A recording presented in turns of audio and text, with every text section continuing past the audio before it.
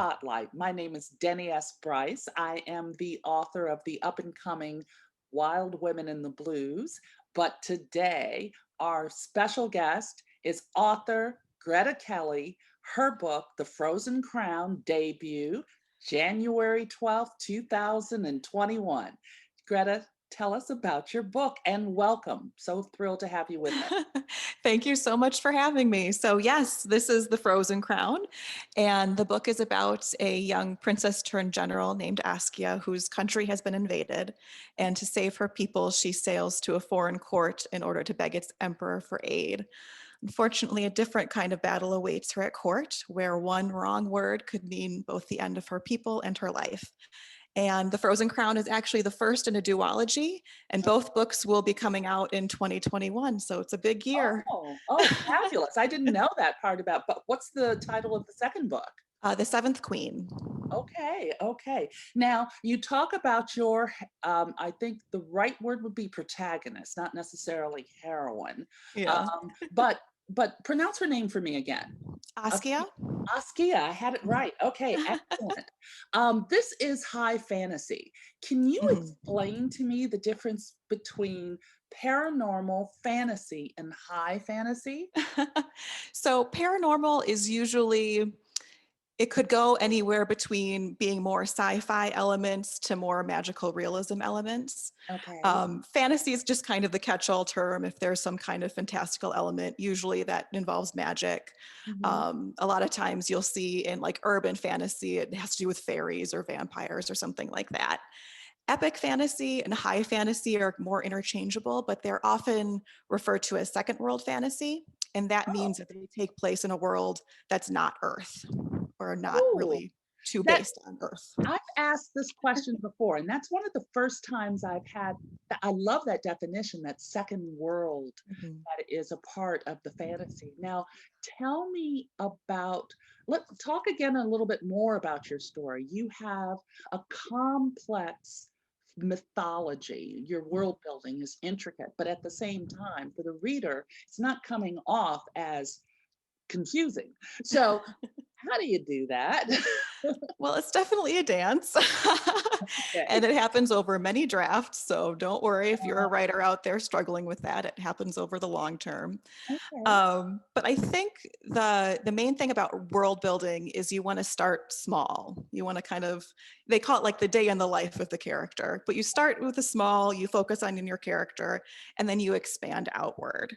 So I really tried with this book to focus in on Askia and on what she's trying to accomplish, namely saving her people, and Mhm. then expanding it outward by, taking her out of her comfort zone and putting her into this foreign court and adding in the elements layer by layer so the reader doesn't feel like they're avalanched by a bunch of unfamiliar terms and Okay. different magics and things like that. Why would you think, or why do readers think that your story straddles that genre between YA and adult? Well, realistically, my main character falls in that gray area where she's young, but she's not quite young enough to be straight YA. She turns 22 in the middle of the book, but so she's very much still becoming her own person. Mhm. But she is also dealing with really serious issues. Um, but personally, I really do love being in that crossover sphere because I don't think that issues about identity and about who you are and how you want to be perceived as you move in the world magically resolve themselves when you turn 18. So while she is an adult and she's dealing with adult problems, throughout the book, you really do see her trying to figure out who she wants to be as a person and what kind of queen she wants to be. And whether or not those two identities can coexist are a major issue for her. What about this debut year thing?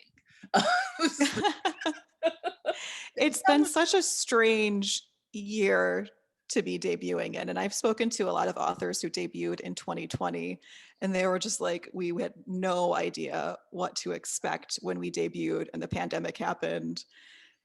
So it's just been a wild ride. I think everyone is trying to shift because obviously we can't do in-person events and it's Yeah, it's like a foot of snow outside. So there's no way I'm going to be doing an no in-person snow launch event here. outside. There's no So snow in Georgia. yeah, we're just making do with what we can this Yeah, year. So it's lots of things on YouTube and on Instagram, and podcasts have been huge as well for us here. So I we're think just it's doing what we can. I think it's interesting that adaptability is one thing that I'm watching authors do across the board that I find quite um, excellent, frankly. So, in light of those elements of your debut author experience, tell me one thing that you wish was different, one thing that you'd never change. Oh goodness. I do wish I had the experience to be able to do like a launch party or a book signing or something like that in stores. But like I said, it's just not possible, as everyone knows, with COVID. So we're just doing what we can there. But I have really loved being able to do things online and that being an option. I Yeah, live in Wisconsin. There's nothing around here. So having the opportunity to yeah. virtually attend panels has been wonderful, just to meet other authors and readers. It's definitely the silver lining in this whole situation. Let's get back to your book for Sure. magic. Oh my God. Magic is huge in your story. Yeah. As s- I love magic. I love everything about Who magic. doesn't? I mean, and I'm also a big fan of witches. So, just okay, I'll ask this question. Sure. What, because when you have magic in many stories, there's Mhm. always a consequence to magic. Right. Because power doesn't come without a consequence. What you don't have to give away anything in the book, but what what sort of consequence did crossed your mind as you were developing the story? Yeah, so I do love a magic system that takes almost as much as it gives, because obviously if Yeah, there's magic in the world and it solved everything, what would be the point of the story? that's it. That's it. There it So in my book, The Frozen Crown, it's called a tether. It's the thing that kind of pulls back a witch's power. And for Askia, I suppose, well, it's probably not too much of a spoiler. She's a death witch. She can see ghosts and interact with death. And her tether, when she draws on too much magic, it kind of triggers this hypothermia level of cold where her body starts to shut down. And I thought thematically that was an interesting way of kind of expressing the early losses that she had is. dealt with as Mhm. a child. She, like I said, she witnessed her family's murder. It's Yeah. something that she's never left behind, and I really don't think she ever will. So I thought that that would just be an interesting expression of her early trauma. Tell me about something that got taken out of your book Oh by you, gosh, where you just said, "Oh God, this is just one step it's too just not far." working. Um, I don't think anything related to the magic. I think there Okay. was one. Well, interestingly, when I first wrote the book, I thought it was YA. So it changed from YA to more adult, Okay. but it Okay. also changed from being third person to first person. All right. And I'm so Okay. glad I did that. I Yep. had gotten some feedback about it feeling a little bit slow, which I think is a Mm, danger for books that have a heavy political element. yes. So changing it to first person, while tedious, was a great move because You it did it really instilled a after lot it of was done? immediacy into Oh, the you did it story. later in the process? Yeah, yeah. It was Mm, probably the second or third draft I had changed it to wow. first person. That okay. Yeah. Okay, we're laughing. This is what I can laugh now. It was years ago, but at the time I was like, yeah, why am I doing this? for sure, for sure.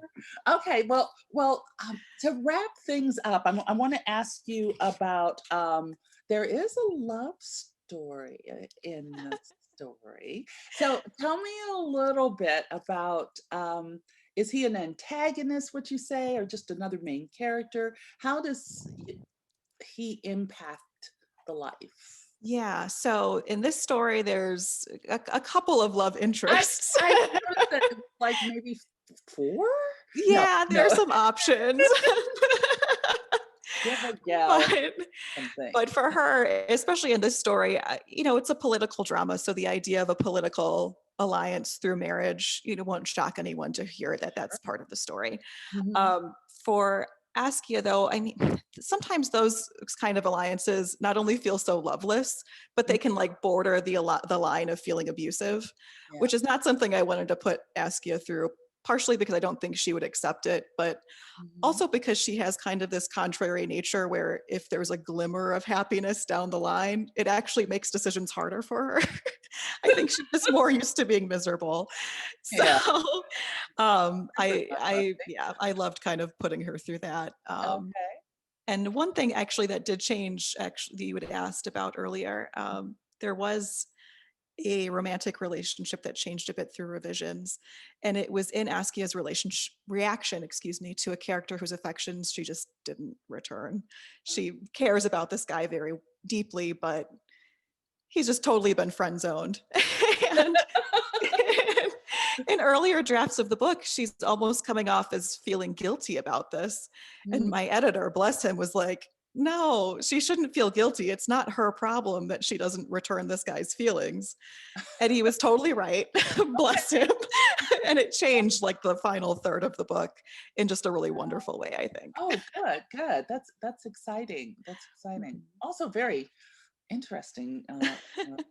Okay, okay, I like that.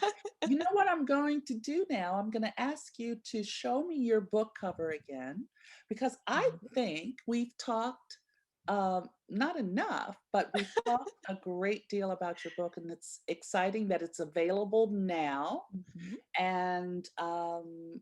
congratulations on so many levels, Greta. Greta, this is Thank very, very exciting. It's a fabulous story.